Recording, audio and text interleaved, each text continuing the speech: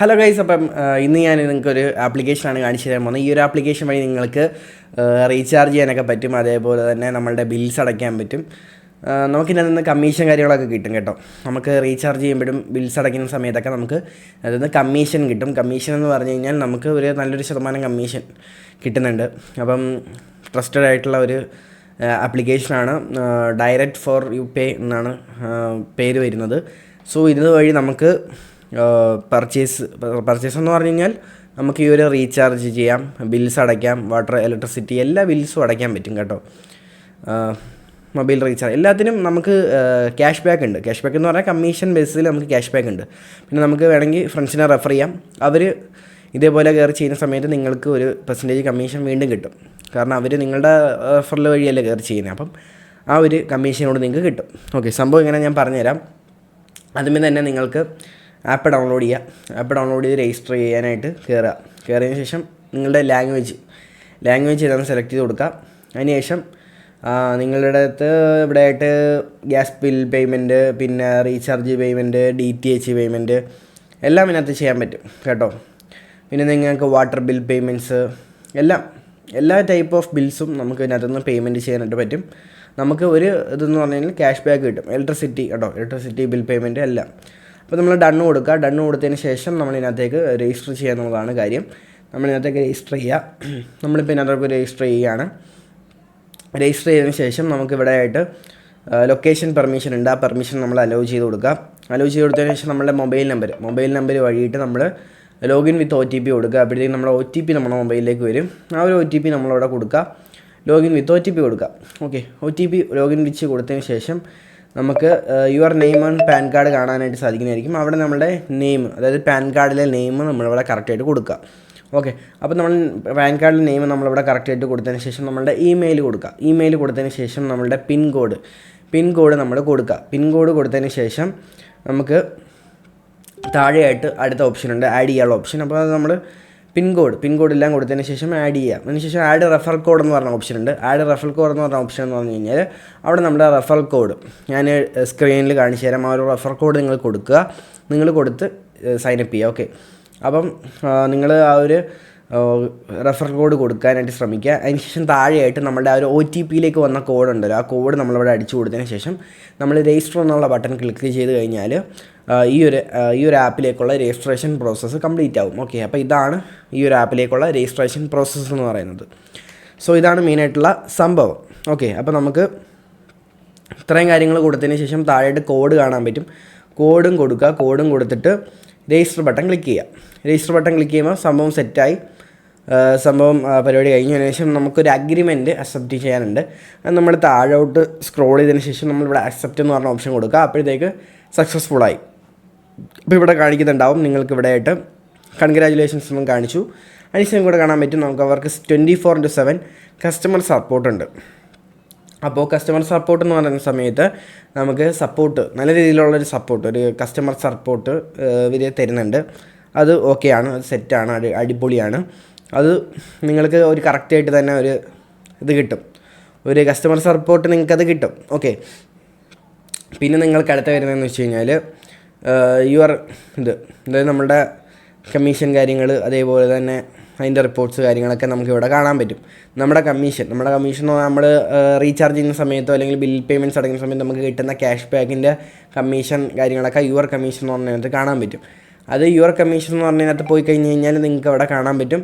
അതായത് ഓരോ പ്രൊവൈഡർ, നമുക്ക് എത്ര പ്രൊവൈഡേഴ്സ് ഉണ്ട്, ഐഡിയ, ജിയോ, എയർടെൽ എല്ലാം നമുക്കിവിടെ കാണാൻ പറ്റും. അതിൻ്റെയൊക്കെ ഓരോ കമ്മീഷൻ ടൈപ്സ് അവിടെ കാണാൻ പറ്റും. എല്ലാം 3.50% നമുക്ക് കമ്മീഷൻ കിട്ടുന്നത്. ഫിക്സഡ് ആണ്.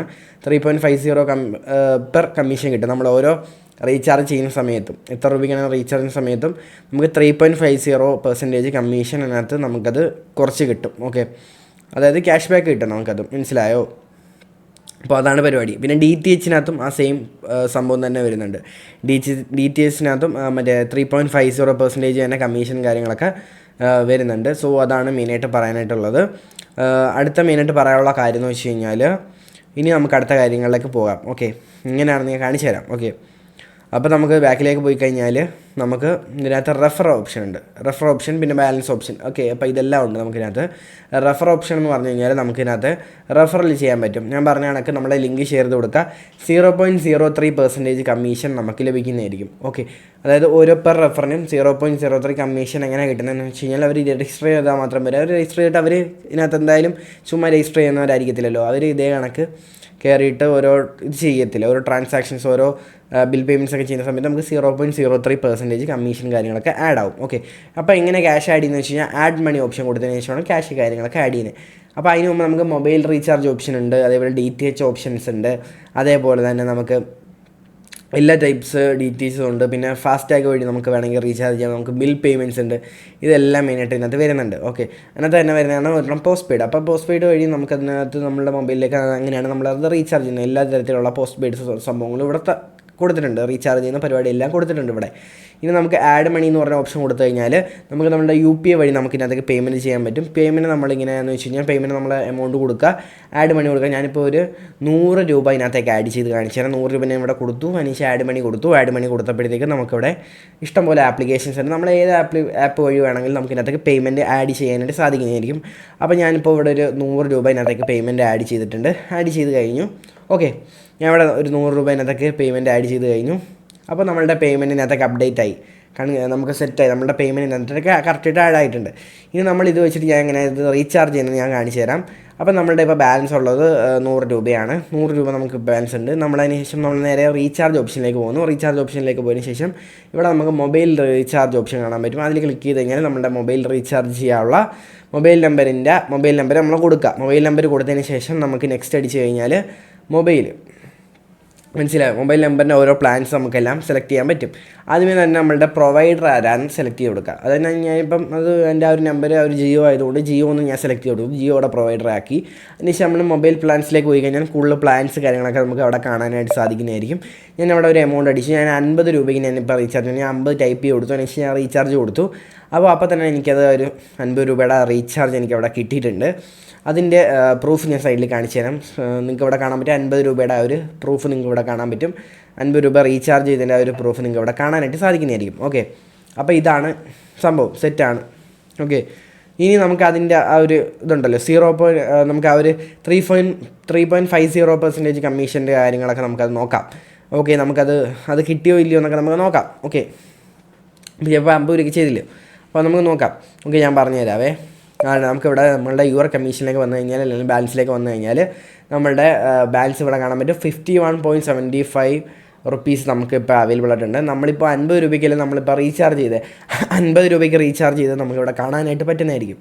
ഓക്കെ, അപ്പോൾ നമുക്കിവിടെ ഓൾ ട്രാൻസാക്ഷൻ റിപ്പോർട്ട്സിനകത്ത് നമുക്ക് കാണാനായിട്ട് സാധിക്കുന്നതായിരിക്കും. ഇതേപോലെ തന്നെ 48.25 റുപ്പീസ് അവർ പിടിച്ചിട്ടുള്ളത്. അതായത് നമുക്ക് ഇത്ര ഒരു പൈസ കുറച്ച് തന്നിട്ടുണ്ട് അവർ. നമ്മൾ ഒരു എമൗണ്ട് ഡിഡക്ഷനായിട്ട് കുറച്ച് തന്നിട്ടുണ്ട്. അത് നമ്മളുടെ ആ ഒരു പെർസെൻറ്റേജാണ്. ആ ഒരു പെർസെൻറ്റേജ് നമുക്ക് അവിടെ കുറച്ച് തന്നിട്ടുണ്ട്. -48.75 നമുക്ക് അവിടെ നിന്ന് പിടിച്ചിട്ടുള്ളൂ. അപ്പോൾ അത് നമുക്ക് അത്രയും കുറവാണ്. ഓക്കെ, അപ്പം അതാണ് പരിപാടി. അപ്പോൾ നമുക്ക് അത്രയും കുറച്ച് തന്നിട്ടുണ്ട്. അപ്പം അങ്ങനത്തെ ഒരു ആപ്ലിക്കേഷനാണ്. നമുക്ക് ഇതേപോലെ അതായത് ഇതേപോലെ ഉള്ള കാര്യങ്ങളൊക്കെ ചെയ്തിട്ടാണ് വരുന്നത്. ഓക്കെ, അതായത് നമുക്ക് ഈ ഒരു കമ്മീഷനും കാര്യങ്ങളൊക്കെ നമുക്ക് കറക്റ്റായിട്ട് ആഡ് ആവുന്നുണ്ട്. ഓക്കെ, അപ്പോൾ 3.50% കമ്മീഷനും കാര്യങ്ങളൊക്കെ നമുക്ക് സെറ്റ് ആവുന്നുണ്ട്. അതേപോലെ തന്നെ നമുക്ക് 0.03% നമുക്ക് കമ്മീഷനായിട്ട് കിട്ടുന്നുണ്ട്. ആപ്ലിക്കേഷൻ രജിസ്റ്റർ ചെയ്യാനുള്ള ലിങ്ക് ഞാൻ ഡിസ്ക്രിപ്ഷനിൽ വെച്ചേക്കാം. അല്ല പ്ലേ സ്റ്റോറിൽ നിന്ന് ഡൗൺലോഡ് ചെയ്യാം, എല്ലാം ചെയ്യാനായിട്ട് സാധിക്കുന്നതായിരിക്കും. സോ ഇത്രേ പറയാനായിട്ടുള്ളൂ. സോ ഇത്രയിൽ കൂടുതൽ പറയാനില്ല. സോ ഇത്രേ പറയുള്ളൂ. സോ ആപ്പ് ഡൗൺലോഡ് ചെയ്യാം, ലിങ്ക് ഡിസ്ക്രിപ്ഷനിൽ കിടപ്പുണ്ട്. റെഫർ കോഡ് യൂസ് ചെയ്ത് കയറുക. സോ ഇത്രേ പറയാനുള്ളൂ. സോ പുതിയൊരു വീഡിയോ കാണുന്നതായിരിക്കും. ബൈ.